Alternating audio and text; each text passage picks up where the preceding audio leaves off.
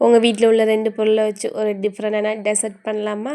வாங்க எப்படி பண்ணலான்னு பார்ப்போம். அதுக்கு ஃபஸ்ட்டு ஒரு மிக்ஸி ஜாரில் 4 கேரட் எடுத்திருக்கேன், கட் பண்ணி சேர்த்துருக்கேன். அதில் 2 ஏலக்காய், 1 கப் சர்க்கரை, 1 கப் பால் எல்லாத்தையும் சேர்த்து அரைச்சி எடுத்துக்கணும். நெக்ஸ்ட் வந்துட்டு ஒரு கடாயில் 2 டீஸ்பூன் நெய் விட்டுட்டு இந்த அரைச்சி வச்சுருந்தையும் சேர்த்து நல்லா மிக்ஸ் பண்ணிவிட்டு கெட்டியானதுக்கப்புறம் 1 கப் வந்துட்டு ரவையும் சேர்த்து இந்த கன்சிஸ்டன்சி வந்ததுக்கப்புறம் ஸ்டவ்வை ஆஃப் பண்ணிவிட்டு நெக்ஸ்ட் வந்துட்டு ஒரு பாத்திரத்தில் 1/2 லிட்டர் பால் எடுத்திருக்கேன். கொதித்ததுக்கப்புறம் 1 கப் சர்க்கரை, 2 டீஸ்பூன் கஸ்டர்ட் பவுடர் தண்ணியில் மிக்ஸ் பண்ணி இதோட சேர்த்து கொதித்ததுக்கப்புறம் நல்லா இந்த கன்சிஸ்டன்சி வந்ததுக்கப்புறம் ஸ்டவ்வை ஆஃப் பண்ணிவிட்டு ஒரு பாத்திரத்தில் மாற்றிட்டு நம்ம ஆல்ரெடி வேக வச்சுருந்த கேரட்டை வந்துட்டு குட்டி குட்டி உருண்டையாக உருட்டி இந்த பாலோடு சேர்த்து உங்களுக்கு பிடிச்ச நட்ஸை நீங்கள் சேர்த்துக்கலாம். நான் வந்துட்டு பாதாம், பிஸ்தா, முந்திரி சேர்த்துருக்கேன்.